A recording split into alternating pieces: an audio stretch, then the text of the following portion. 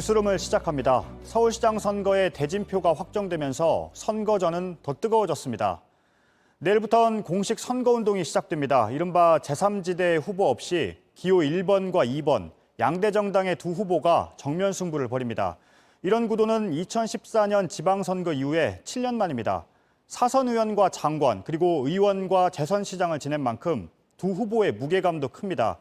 정치권은 이번 선거가 내년 대선에도 영향을 줄 걸로 보고 더욱 치열하게 경쟁하고 있습니다. 먼저 오늘 두 후보가 주고받은 매운맛의 공방을 유한울 기자가 보도합니다.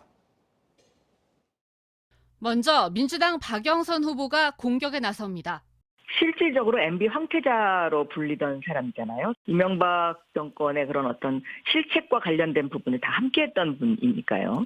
오세훈 후보도 곧바로 반격합니다. 실정과 무능의 대명사, 문재인 아바타인가, 그런 독재자의 면모를 이 박영선 후보가 그대로 답습할 가능성이 높습니다. 비난 수위는 더 높아집니다.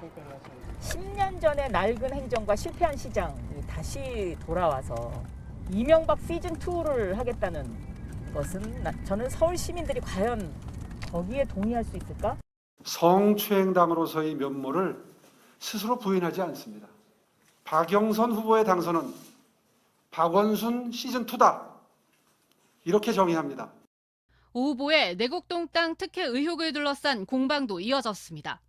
MB가 이 BBK의 문제를 진실을 호도하고 거짓으로 일관했던 그런 모습과 이번 오세훈 후보의 내곡동 땅 모습이 굉장히 흡사합니다.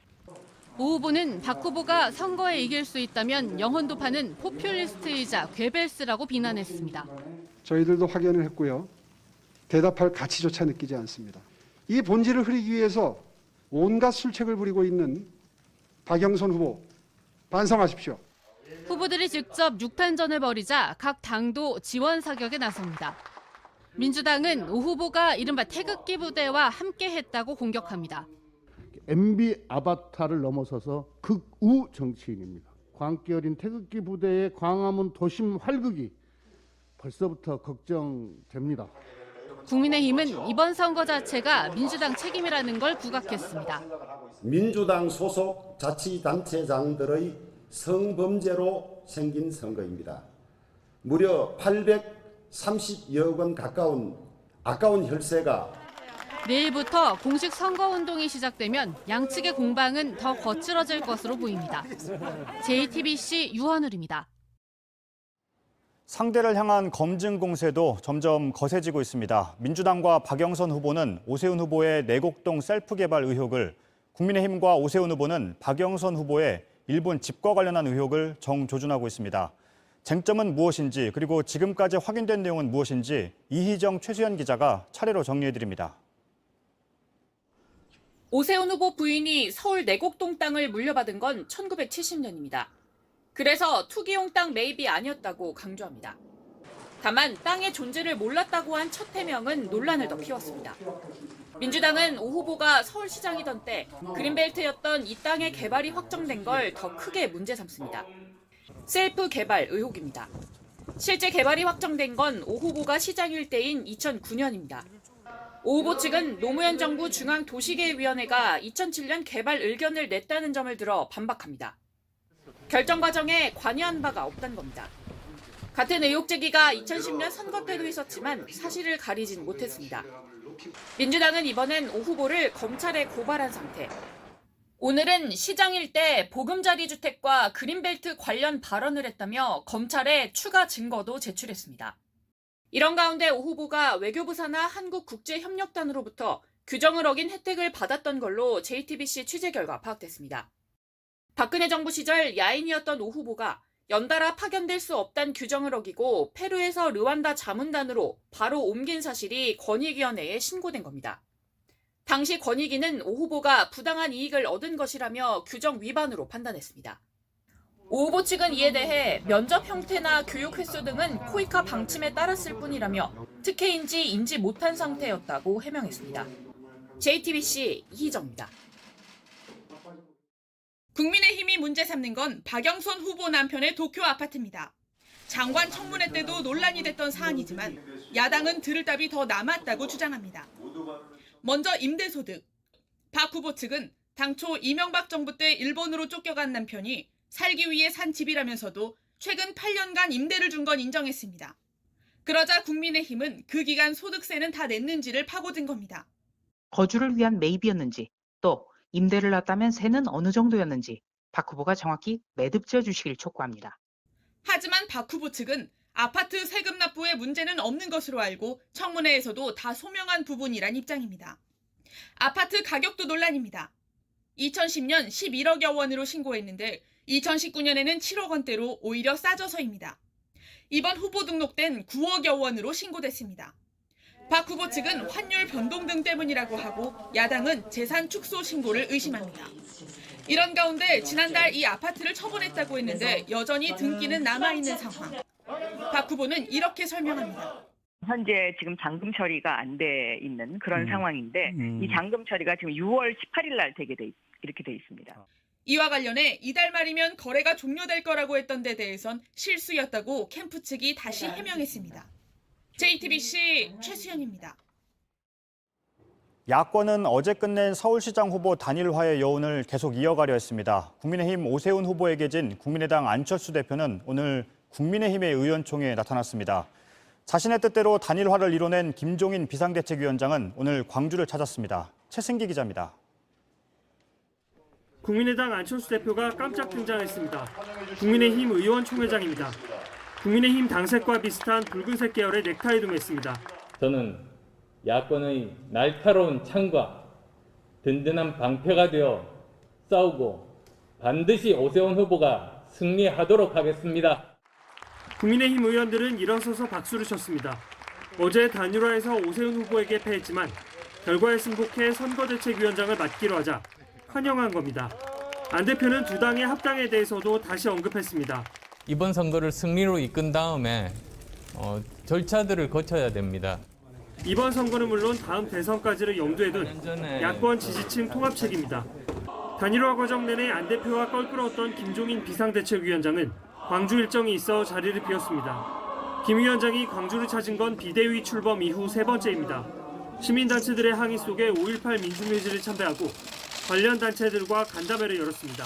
광주 민주화 운동의 정신을 다시 살려서 지금 훼손되어가는 우리나라의 민주주의가 다시 정상적인 상황으로 발전되기를 갖다가 바라면서 오세훈 후보로의 단일화를 자신의 구상대로 관철시킨 뒤 첫 일정으로 광주를 찾은 겁니다.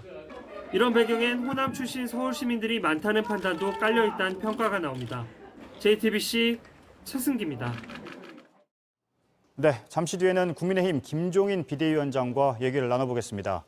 이번 단일화를 비롯해 다음 달 보궐선거 그리고 내년 대선에 대한 입장까지 직접 들어보겠습니다. 부산에선 오거돈 전 부산시장의 재판이 미뤄진 걸 놓고 시민단체가 비판의 목소리를 냈습니다. 원래 어제였지만 오 전 시장 측의 요청에 따라 법원이 재판을 연기했고 결국 보궐선거 이후에 열리게 됐습니다. 국민의힘 박형준 부산시장 후보는 재산 신고를 누락한 게 드러나 선관위의 조사를 받게 됐습니다. 구석찬 기자입니다. 성추행 혐의로 물러났다가 두 차례나 구속영장이 기각된 오거돈 전 부산시장. 기억이 안 나는데 왜 인정을 하신 겁니까? 죄송합니다. 오 전 시장은 어제 첫 공판을 받을 예정이었습니다. 그런데 갑자기 공판 날짜가 4월 이후로 밀렸습니다. 이유를 부산지방법원에 물었습니다. 변호인이 변론 준비가 되지 않았고 아직 수사 기록 일부를 복사받지 못했다며 재판부에 연기를 신청했다는 겁니다. 재판부는 이를 받아들였습니다. 판사와 검찰, 변호인이 먼저 만나 논의하는 공판 준비 기일은 4월 13일로 정했습니다. 그러자 부산 지역 일부 시민단체들이 반발했습니다. 보궐선거를 하게 만든 당사자가 정치적 셈법 때문에 재판을 선거 이후로 미룬 것 아니냐고 목소리를 높였습니다. 가해자 중심의 재판이라고도 했습니다. 연기를 신청한 변호인이 민주당 김영춘 부산시장 후보 캠프의 공동선대위원장인 것도 문제라고 지적했습니다. 국민의힘 박형준 부산시장 후보는 선거관리위원회의 조사를 받게 됐습니다. 재산 신고를 누락한 사실이 드러났기 때문입니다. 박 후보는 당초 배우자 명의로 부산 기장군의 대지 765제곱미터를 신고했지만 부지에 있던 2층 건물은 빠뜨렸습니다. 박 후보 측은 건축사가 등기를 하지 않아 빚어진 실수였다며 재산세 등 세금은 모두 냈다고 해명했습니다. 변경 신청을 하면서 박 후보와 배우자의 재산은 48억 원으로 2억 3천만 원 더 늘어났습니다. 선관위는 당선이 될 목적으로 재산 등을 거짓으로 기재하면 허위사실 공표에 해당한다며 선거법 위반인지 아닌지 검토할 방침이라고 밝혔습니다. JTBC 구석찬입니다.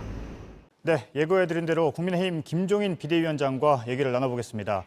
야권의 서울시장 후보 단일화 이후에 처음으로 하는 공식 인터뷰입니다. 어서 오세요. 네, 안녕하세요. 예, 안녕하세요. 위원장님의 바람대로 오세훈 후보가 이겼습니다. 네. 그런데 그동안 보니까요. 김무성, 이재호 전 의원, 김문수 전 지사, 또 홍준표 의원까지 위원장님이 걸림돌이라면서 자리에서 물러나야 한다, 또 빠지라고까지 얘기했는데 좀 하실 말씀이 있으실 것 같은데요. 나는 솔직히 해서 그분들이 왜 저희 단일화 과정에 자기네들 스스로가 참여의 뜻을 가지고서 이 하나의 제1야당의 대표와 보고 단일화로 하는 과정에서 물러나라 하는 그런 얘기를 갖다가 했다는 자체에 대해서 내가 납득을 못하는 사람이에요. 예. 나는 저 제1야당의 대표로서 당연히 우리 당의 후보가 단일화될 수 있는데 최선을 다하는 것이 내 책무인데 그 자체를 갖다가 부정을 하고서 뭐 걸림돌이 되느니 뭐 그러니 물러나라. 뭐 그 사람들이 물러나라고 그런다고 해서 내가 물러날 것도 아닌데 왜 그러한 짓을 했는지 내가 납득이 가질 않아요. 예. 안철수 대표는 한때 멘토로도 알려졌습니다. 그런데 보니까 과정에서 정신이 좀 이상한 사람 같다 이렇게 감정 섞인 말도 오갔는데요. 나는 내가 뭐 그 안철수 후보에 대해서 내가 개인적으로 감정을 가질 이유가 하나도 없어요. 예. 본인이 12월 중순에 자기가 야당 단일 후보로 출마를 하겠다, 서울시장 출마를 하겠다. 그래서 뭐 그런가 보다 이렇게 생각을 했는데 지난 1월 6일 날 찾아왔어요. 본인이 야당 단일 후보로 출마를 하겠다. 그래서 내가 야당의 단일 후보로 출마를 할 생각이 있으면은 국민의힘에 들어와가지고서 하면은 그게 쉽게 될 수 있단 말이야. 근데 본인이 국민의힘으로 들어오면 도저히 당선이 불가능하니까 도저히 못 들어오겠다 그러네. 그렇게 말했습니까? 네, 들어오면 당선이 불가능하니까 네. 못 들어오겠다? 그래서 그러면 방법이 없지 않느냐. 당신 3월까지 기다리고 있다가 우리가 우리 당의 후보를 확정을 지면은 그때 가서 두 사람을 놓고 단일화 하는 수밖에 없다. 둘 중에 하나를 생각을 해서 나한테 연락을 해달라 이렇게 얘기를 하는데 본인이 계속해서 국민의힘에 들어온다는 거에 대해서는 도저히 이거 불가능하다고 생각하고서 지금까지 왔기 때문에 지금 뭐 오세훈 후보하고 단일화 과정을 거치는 그 과정을 이행할 수밖에 없었습니다. 예. 근데 어쨌든 지금까지 봤을 때는 좀 각을 세우면서 신경전이 오갔기 때문에요. 과연 선대위에서 함께 선거를 이끌어갈 수가 있을까? 내가 생각도 보기에는 드는데. 저는 뭐 일단 저희 시민들의 판단에 의해서 오세훈 후보가 단일 후보가 됐기 때문에 예. 그동안에 뭐 누차에 걸쳐서 후보들끼리 참 국민 앞에 선언을 했으니까 일단은 하여튼 안철수 국민의당 대표가 오세훈 후보의 당선을 위해서 노력을 한다고 그랬으니까 그걸 기대할 수밖에 없는 거죠. 예. 오늘 빨간 넥타이까지 메고 국민의힘 의원총회에 가서 돕겠다고 했는데 모르겠어요. 왜 오늘 뭐 의원총회 가면서 이 빨간 넥타이를 맸다고 해. 그래서 우리 이제 의원들한테 좀 호감을 좀 사고 싶지 않나 그런 생각을 해서 빨간 넥타이를 맸지 않았나 봐요. 예.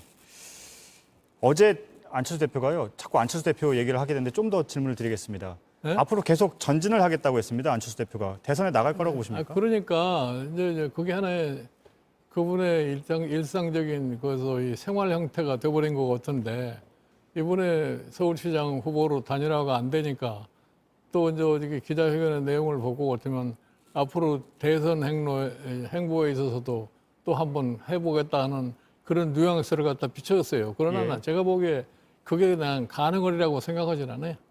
가능하지 않다라는 건 뭐 어떤 면에서 그렇습니까? 그러니까 당선이 가능하지 않을 것이다라는 것과 있고 또 후보가 되는 거 본인 문제가 있는데. 스스로가 누누이 얘기하기를 내년에 정권 교체를 갖다가 꼭 해야 된다고 하는 것이 절대절명의 것으로 본인이 판단하고 있는데 예.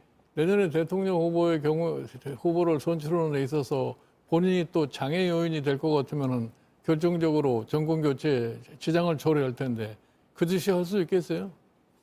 그럼 위원장님은 안철수 대표가 정권 교체에 장애가 될 수 있다고 생각하십니까? 네? 정권 교체에 장애가 될 수 있다고 생각하십니까? 안철수 대표가? 내가 보기에는 뭐 그럴 저희 가능성이 농후하다고 봐요. 예. 근데 본인은 오늘 국민의힘 의원총회에 가서 정권 교체를 함께 이루고 싶다고 했는데 굉장히 박하게 좀 표현을 하시는 것 같습니다. 아니 그러니까 이제 본인이 어떤 생각하는지 모르지만 이제 국민의힘과 합당을 해서 국민의힘 내부에 돌아가지고서 대통령 후보 경선에 참여할지 안 할지는 아직은 내가 판단을 못 하겠어요. 예. 그러나 그것도 본인이 뭐 이렇게 쉽게 결정을 내리려고는 보질 않아요. 예. 오세훈 후보는 안철수 대표와 약속을 했다면서요. 당선이 되면 서울시를 공동으로 운영하겠다고 했습니다. 그리고 그 과정에서 위원장님이 반대를 하시더라도 그대로 가겠다라고 했는데 어떻게 보십니까? 나는 내가 뭐 반대해봐야 내가 반대할 수 있는 저희 권한도 없는 거고 오세훈 후보가 만약에 시장이 돼가지고서 서울시의 요직을 갖다가 임명하는 데 있어서 다소 안철수 쪽의 사람들을 갖다가 배려한다면 그렇게 할 수 있다고 봐요. 예. 혹시 둘이 구체적으로 어떤 약속을 했는지 들으셨습니까? 그건 뭐 구체적으로 두 사람이 한 약속이기 때문에 모르겠어요. 예. 근데 말씀하셨지만 요직을 주는 문제가 사실 공동 운영은 유권자들이 판단할 때 매우 중요한 부분인데요. 근데 단일화 협상 과정에서 비공개로 지금까지 진행이 됐기 때문에 혹시 그렇게 됐으면 단일화에서 진 사람한테 보험을 들어주는 것 아니냐 이런 정치공학적 아니냐는 비판도 있습니다. 서울시를 공동 운영한다고 하는 것은 예를 들어서 소위 서울시 의회를 어떻게 장악하느냐에 따라서 의회의 협력을 받기 위해서 소위 상대방과 공동의 소위 정부를 운영한다는 그런 얘기는 들어봤어도 후보끼리 무슨 단일화하는 과정 속에서 지금 서울시에서 어떤 자리를 줘서 공동의 운영을 하겠어요. 예를 들어서 오세훈 후보가 당선이 돼가지고서 정무부 시장을 갖다가 뭐 안철수 대표를 시킬 수도 없을 테고 본인이 그거 하려고 생각도 안 할 테고 그 뭐 공동의 대표 공동 운영이라고는 그러면 안철수 쪽에서 누구를 추천할 것 같으면 그 사람을 갖다가 한두 사람 받아준다는 막 그런 의미에서 막 공동 운영이라는 거 하면은 공동 운영이라고 할 수 있겠죠. 예. 그러니까 반대는 안 하시는데 사실은 뭐 내가 그 반대할 권한이 없어요 그런 데서. 예. 여당에서 지금 오세훈 후보에 대한 공세가 한창이 진행되고 있는데요. 그런데도 이길 거라고 지금 자신을 하시고 계시는데 근거가 어디에 있을까요? 그런데 최근에 벌어지고 있는 이 선거 양상을 볼 것 같으면 너무나 좀 유치한 것 같아요. 지금 이 지난 4년 동안이 노무현 정부가 아니 문재인 정부가 뭐를 그렇게 해놓은 게 없으니까 내세울 게 없으니 결국은 선거에 있어서 완전히 네거티브한 그런 선거법을 선거 운동을 하기 때문에 오늘날과 같은 상황이 전개되지 않나 이렇게 생각을 해요. 예. 선거가 끝나면 그냥 나가시겠다고 했습니다. 그러니까 남을 가능성은 제로라고 하셨는데요. 아니 그거는 내가 여기 당에 올 때에 한 약속이에요. 지난 4.15 총선에서 지금 국민의힘이 지나칠 정도로 패배를 했기 때문에 과연 저희 내년도 대통령 선거에 제대로 임할 수 있겠느냐. 이래서 대통령 선거를 할 수 있는 여건을 확보를 하면은 나는 물러나겠다고 그렇게 얘기를 했을 거예요. 예. 그런데 지금 뭐 우연치 않게 박원순 시장이 갑자기 돌아가는 바람에 보궐선거를 하게 되고 이 보궐선거로 해서 지금의 추세로 볼 것 같으면 우리가 승리할 수 있는 가능성이 매우 높다고 보기 때문에 그거 될 것 같으면 대통령 선거를 할 수 있는 필요 조건은 충족이 되지 않았나 이렇게 생각을 해서 그러면 내가 더 이상 있을 필요가 없다고 느끼기 때문에 4월 8일을 기해서 지금 그만두려고 그러는 거예요. 예. 근데 그동안 비대위원장에 계시면서 야권의 대선 준비를 계속 강조를 하셨는데 그러면 나가시면 야권의 대선 준비는 밖에 나가서 하시는 겁니까? 아니 그럼 나가면은 결국은 정치권에서 물러나면은 더 이상 정치권에 이러고 저러고 얘기할 필요가 없는 상황이죠. 예. 윤석열 전 검찰총장이 만약에 대선에 나갈 거라면 지금 남아있는 거는 일단 직접적으로 정치 선언은 안 했기 때문에요. 그게 남아있는데 언제쯤으로 예상하십니까? 모르겠어요. 난 이번에 이제 아마 보궐선거가 끝나고 나서 한 달 정도 이제 경과가 되면은 아마 늦어도 뭐 한 5, 6월 정도 되면은 태도가 명확하게 나타나지 않을까 이렇게 생각을 해요. 네. 그러니까 5, 6월쯤 되면은 본인이 정치 선언을 직접적으로 할 수 있다. 이렇게 할 수도 있고 안 할 수도 있고 그런 거죠, 뭐. 예. 그때 안 하면 늦는 겁니까? 그래서 뭐 시기적으로 봐가지고서 그때 정도 되면은 본인 그 일정은 소위 선언은 해야 되지 않나 이렇게 봐요. 예. 윤 전 총장이 도와달라고 한다면 어떻게 도와주실 생각입니까? 글쎄요, 내가 뭐 지금은 뭐 단정적으로 말씀을 드릴 수가 없는데 그동안 내가 여러 가지 체험을 한 거 놓고 볼 적에 쉽게 결정을 하기는 어려울 거라고 봐요. 쉽게 결정이라는 거는 윤 전 총장이 아니면 누구를 도와준다는 걸 내 스스로가 쉽게 예. 결정하기가 어렵고 봐요. 왜 그렇습니까? 지금 내가 뭐 참 여러 차례 경험을 많이 해봤기 때문에 결국은 결과가 별로 그렇게 즐겁지가 않아요. 그런가요? 어제 단일화 결과를 놓고는 지금 즐겁지 않으십니까? 아니요, 어저께 단일화 결과는 뭐 내가 바라는 대로 됐기 때문에 예. 매우 다행스럽고 우리 서울 시민들이 현명한 결정을 해준 데 대해서 매우 감사하게 생각하고 그럴 뿐이에요. 예. 윤 전 총장 얘기를 좀 더 하면요. 전직 검찰총장이 정치를 하는 걸 놓고는 비판이 있고 또 정치 경험도 없습니다. 그리고 경제나 이런 부분에서 자질 검증에 들어가면 지지율이 떨어질 거다 이런 분석도 있는데요. 그런데 뭐 그거는 과거에 우리나라 대통령 하는 사람들이 모든 분야를 다 갖춰가지고 대통령 한 사람이 없어요. 그러니까 이제 이 윤석열 전 검찰총장의 경우는 아직도 시간이 상당수가 남아있기 때문에 뭐 어느 정도 상식적인 선에서 준비만 할 것 같으면은 대략적인 파악은 할 수 있지 않나 이렇게 생각을 해요. 예. 1년 정도 비대위원장을 하셨는데요. 또 대선 말씀을 자꾸 하셨고요.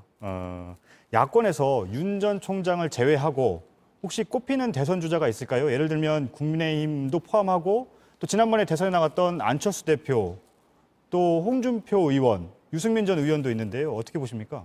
아니, 그러니까 뭐 아마 이 서울시장 보궐선거가 끝나면은 자천하는 대통령 후보가 상당수가 나올 거라고 봐요. 이제 예. 그 과정에서 이제 살아남는 사람이 있을 테고, 그냥 스스로 사라지는 사람도 있을 테고 그럴 거라고 봅니다. 예. 알겠습니다. 이번 단일화가 사실은 다음 대선에 좀 전초전이 될 수가 있다 이런 얘기가 나왔습니다. 왜냐하면 안철수 대표가 입당을 하지 않고 밖에서 단일화를 했기 때문에요. 윤 전 총장의 경우에는 제3지대에서 신당을 만들어서 가는 방향이 있을 것이고 또 국민의당 입당 얘기도 나오는데 어느 방향을 좀 예상을 하십니까? 내가 보기에는 뭐 윤 전 총장도 정치를 참여하는 데 있어서 여러 가지로 생각할 게 있어야 되기 때문에 쉽사리 뭐 국민의힘에 들어오거나 그러지는 않을 거예요. 일단은 자기 나름대로의 자기 주변을 제대로 확보를 하고 난 다음에 정치적으로 어떤 것이 옳은가를 갖다 그때 가서 판단하지 않겠나 이렇게 생각을 해요. 예. 이 질문을 짧게 좀 드릴 텐데요. 야권 통합, 야권 단일화 후보가 나왔기 때문에 지금까지 위원장님은 어쨌든 중도 쪽의 표심을 좀 자극을 하셨는데요. 지금 상황에서는 태극기 세력과도 연대할 수 있다 이런 얘기들이 나오는데 이 부분은 어떻게 보십니까?